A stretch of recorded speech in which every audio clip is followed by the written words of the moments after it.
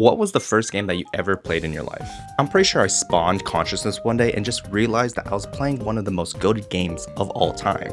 Or at least for its time. Does Mario 64 still hold up in 2025? I mean, it is almost a 30-year-old game. Holy shit, can't believe I'm saying this, but I wasn't even born yet when this game came out. Hey, you're not old.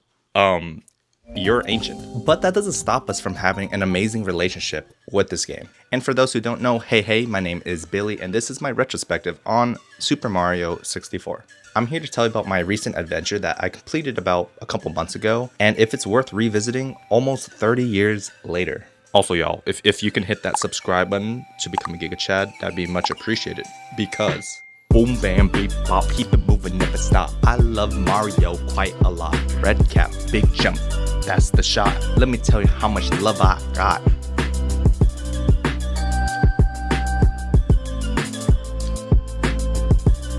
Ladies and gents, you already know, this is Mario 64.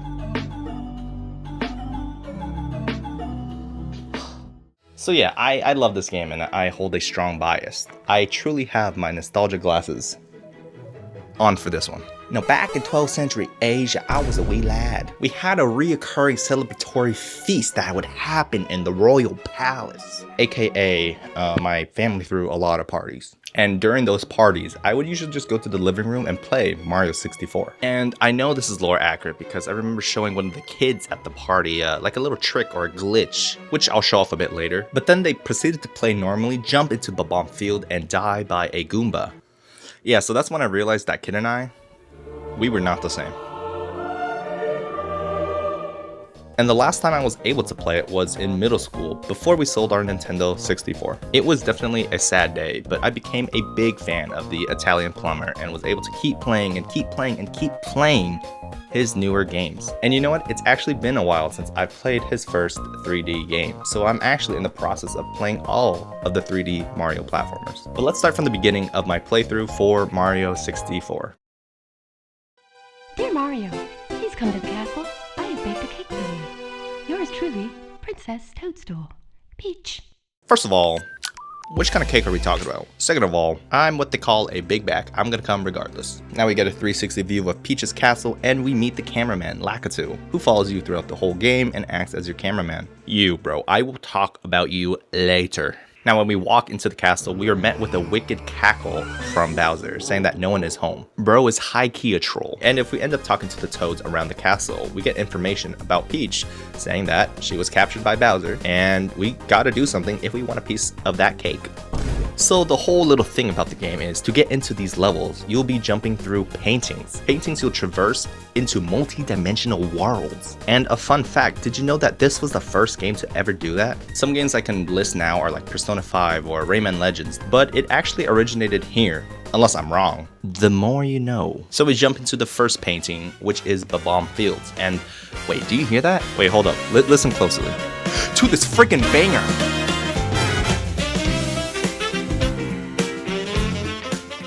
It's supposed to be this green and grassy battlefield between the pink and the black Bob-ombs, representing how it looks like in war. But how it really feels for me is it invokes the same sensation as to when I first visited, let's say, Hyrule for the first time in Ocarina of Time. It was just more of like an awe moment. It's so iconic, and my heart skips a beat because of how meaningful it is to me, complementary to its slapping music. In this level, we get to do things like breaking this bomb's back, racing a Koopa, freeing a Chain Chomp to grab and nag some stars. And we need to continue collecting stars to get more paintings and eventually make our way to Bowser. And man, so many freaking good levels! Let's go through some. Whomp's Fortress. Man, this is how you do a level. It has so many secrets, but it makes it better because the level is so vertical. There's a star literally everywhere. Big Whomp, we give some big back shots. Breakable wall, you use Iron Head to break and get the star. And flying high into the sky and dropping on a star. So freaking awesome. Jolly Roger Bay. Swimming sucks, but it's still so memorable. You got these eel-looking things, the chests you need to open in a certain order or they'll shock you with like 30 million Jabil-to-Bulk-Bulkawatts, and the music here is just so serene.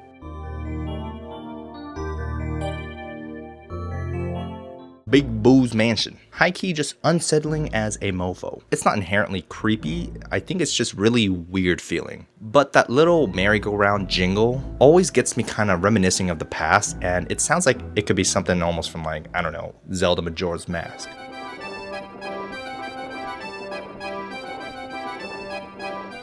Also, the f***ing piano jump scare. Ooh. You basically got like an all lava level, and each segment of the area is a puzzle to a different star. One of those puzzles being you jumping into the volcano, and it's a separate level completely. That's freaking cool. Tiny Huge Island is pretty funny, but I think the gimmick wears off a little bit quick or thin. But come on. It's pretty cool to see Big Mario and Small Mario. It's also cool seeing those paintings in that respective size as well, especially the run to the big painting. It kind of makes me chuckle even to this day. Now get this one. Hazy Maze. It's a hazy maze. But look at this derpy thing. It's pretty cute actually. Also, it's where you find one of the few power-ups in the game, the metal cap, which is friggin' awesome. And its theme makes you feel like this cartoony Terminator and no one can stop you. And now we bounce through the level with the penguin slide. This is peak. This is peak. There's also another version of this level where you can throw the baby penguin off the cliff to its demise. Dude, come here. Come here. Dude. No! No! Bruh. And even boss levels like Bowser level 1, I still randomly think about to this day. And lastly, let's give a little shout out to all the secret levels or random add-ins they decided to put in this game. Let's start with probably the most famous secret level, which isn't really a secret level. The Peach Slide level. Now that is iconic. With its theme being recognized across so many mediums. Let's go back to the snow level for a second. If you stand at the end of this bridge, you actually teleport to the missing end somewhere else in the level. That's pretty cool. And even like random things like if you go to Babam Fields, the first bridge, if you jump under it, you just start climbing it like the monkey bars. Why the hell is this in the game? Nintendo. Do more of this. Do more of this personality stuff in your games. Okay, I went a little crazy there, but I genuinely think that there is a level for everyone.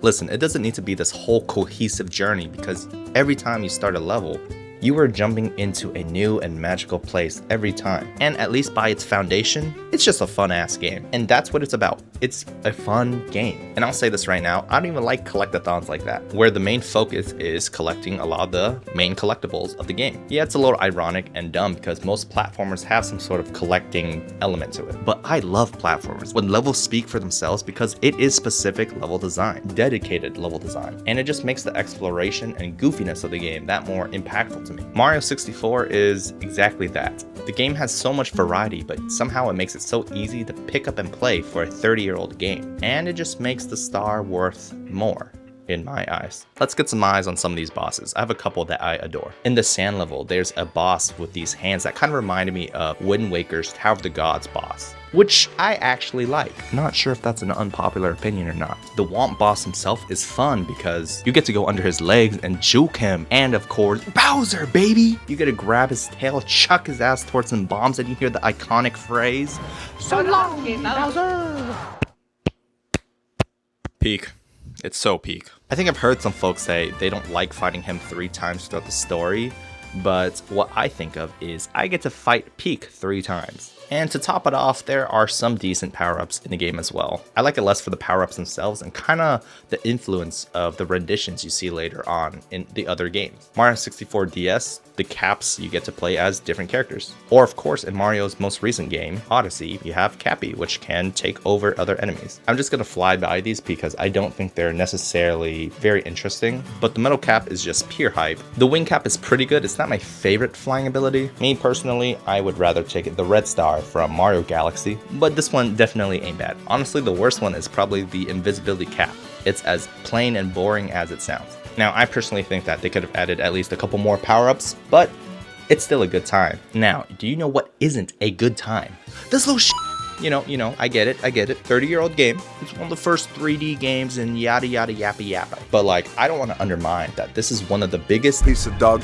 You can't really do any full 360 camera motions and usually get stuck around the 180 to 70 degree portion. And it just makes it worse because the camera isn't smooth, it's incremental. It adjusts to an existing set position, making the platformer parts of this game feel pretty rough and really messes with my depth perception. I've heard some folks say that Mario even feels stiff in this game, but I think the camera gives this false illusion of that, just because the camera is so bad. And if anyone is out there saying that, oh, you can hold the shoulder buttons and the camera will hug Mario, or you can zoom in, man, what's wrong with you?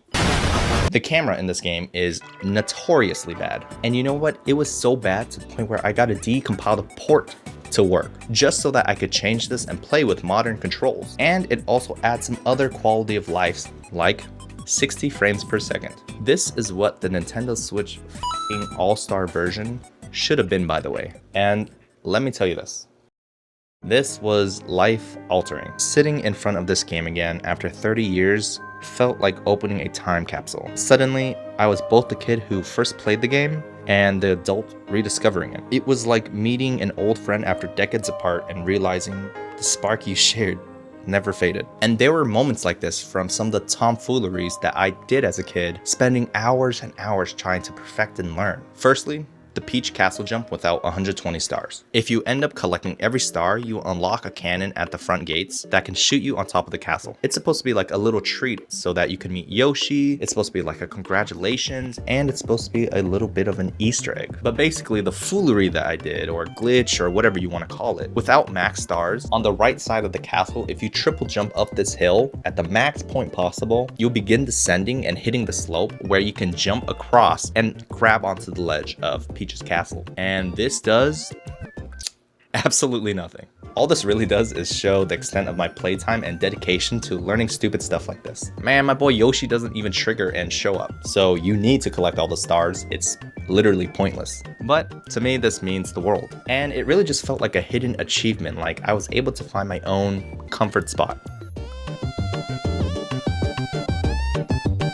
Now, another thing I used to do that is way more popular, the backwards long jump glitch. At any stair or slope, if you spam the backwards jump, you increase your speed tremendously. It can launch you so freaking far. But I did this glitch at one of the barrier locations towards the end of the game. Typically, these doors will stop you if you don't have a correct number of stars or if you haven't beaten a certain boss. However, with this glitch, I was able to clip through and go to the final area, the infamous infinite staircase. And fun fact, it looks infinite because of the old Nintendo 64 camera system. With the camera hack that I basically have, if you move the camera backwards, you can see that it spawns you at a set respawn point, so it makes it an illusion of infinite staircases. Honestly, it's very smart from Nintendo. But with the backwards long jump glitch, you're able to go through the infinite staircase and get to the final level. Also, you can actually do it so wrong, so fast, fly out of bounds, so be careful. I thought it was hilarious.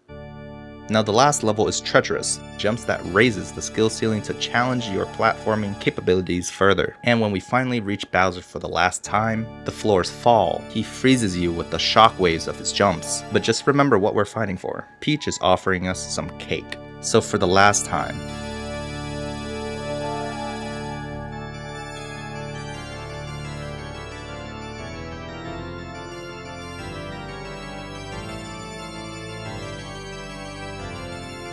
So long, Bowser.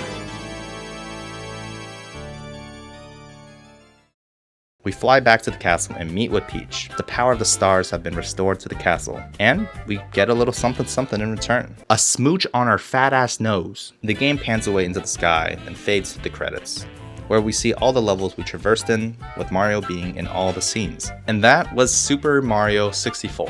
And the last cherry on top, the ending song, man. It hits. It kinda yanked my heart out in the best way possible. Although it's not something that may have cemented emotional significance, it marks a time when things were simpler in all the right manners. Mario 64 honestly holds up great still, besides the camera. I really do think it's a shame that the Switch port got kinda cheesed, because I really do think everyone should experience this game in a modern light. But that's just my opinion. Anyways, if you guys enjoyed this video, make sure you guys leave a comment down below. What is your favorite Mario level or favorite thing about Mario 64? Also, make sure you guys subscribe and hit the like button. I would appreciate that a lot. Besides that, I'll see you guys in the next adventure. Peace!